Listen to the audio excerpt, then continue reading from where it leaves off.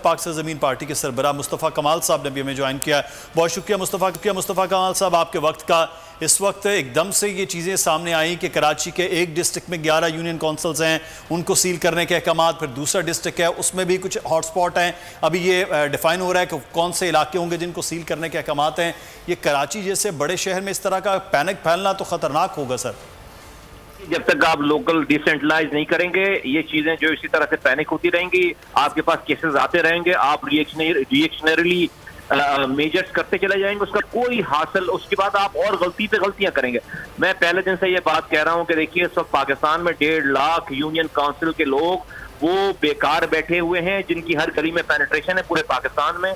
इतने बड़े मैग्नीट्यूड की प्रॉब्लम को, इस डिजास्टर को आप किसी प्रोविंशियल फेडरल गवर्नमेंट के अहकाम से कोई डीसी इसको नहीं नाफिजुल अमल कर सकता।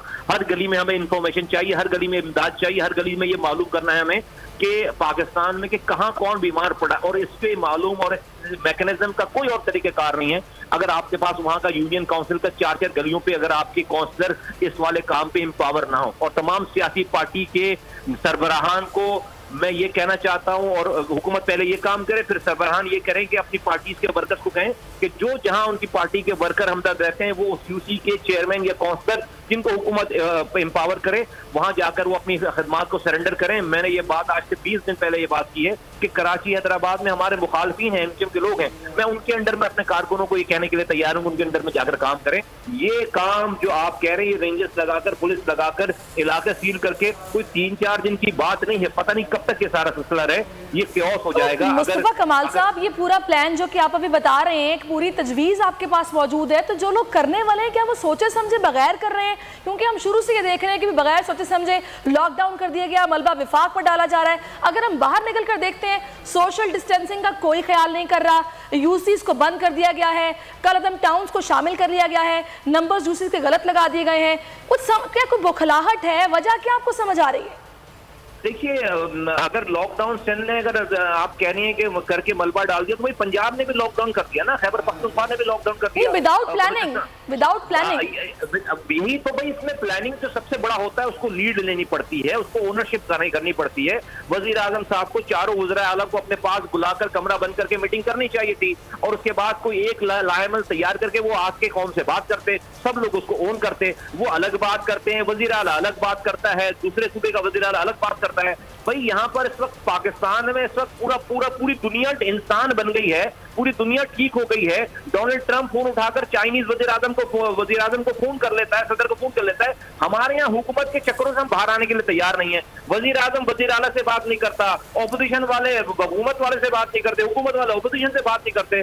ये वबा जिस लेवल की है, अभी तक पाकिस्तान की अशराफिया इसको उस अपने दिमाग को ठीक ही नहीं कर पाई है। जब ये दिमाग ठीक होगा तो उसके बाद हम किसी लोगों के फलाह के लिए सोच पाएंगे। उसी की वजह से ये क्योस नजर आ रहा है आपको। अभी तो ये वबा आपके पास आई नहीं है, जब आएगी तो फिर आपको पता चलेगा कि इस तरह की अगर एडमिनिस्ट्रेशन रही तो ये तबाही बर्बादी जो है वो फिर हमारा मुकद्दर बनेगी। सही। फिरदौस शमीम नकवी साहब, सूबों के हवाले से तो एक सूबा अलग है, बाकी 3 सूबे विफाक के साथ हैं, और विफाक के बारे में ये गिला भी है आपके सूबे सिंध में कि वो साथ नहीं उस तरह से दे रहे। इस बात का इजहार तर्जुमान हुकूमत भी कर चुके हैं। सर, इस वक्त क्या किया जाए, क्योंकि कराची जैसा बड़ा शहर हो या हैदराबाद हो या पूरा सूबा भी हो, तो उसके लिए ये मुश्किलात बन रही हैं, मिलकर कुछ करने की जरूरत नहीं है? नकवी साहब देखिए, पहले तो मीडिया को अपनी कमेंट्री में बिल्कुल फेयर होना चाहिए। पहली चीज जी, वफाक का सबसे बड़ा प्रोग्राम जो है वो 144 अरब रुपए का 12,000 रुपए माहाना के 12,000 रुपए की यकतरफा एक दफा जो पेमेंट है, उसके अंदर क्या सिंध को अलहदा कर दिया।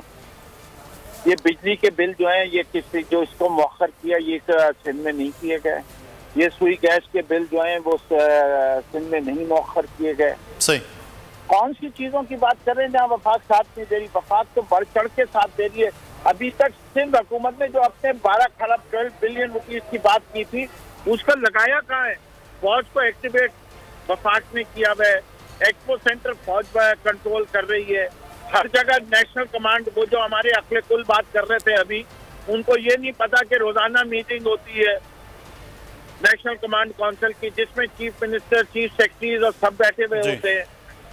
सही। तो ये सर इस वक्त जो है इसी तरह से साथ होकर फिर इसका मुकाबला भी कराची में किया जा सकता है। बहुत शुक्रिया शमीम नकवी साहब, मुस्तफ़ा कमाल साहब, आप दोनों अहबाब का। घड़ी की टिक टिक लगने लगी बवाल, चलो थोड़ा सा टिक जाएं और सबसे टॉप करें। घर बैठे पूरे पाकिस्तान को एंटरटेन करो, चाहे गाएं, पकाएं, खाएं, बस दुनिया को बताएं कि ये बोरियत कैसे मिटाएं। उठाएं मोबाइल और बनाएं 2 मिनट की वीडियो और इस नंबर पे व्हाट्सएप करें और देखें कौन होगा winner. TikTok boy, TikTok hero, TikTok heroine, TikTok kids, TikTok family, TikTok aunty, TikTok uncle, TikTok couple, TikTok friends.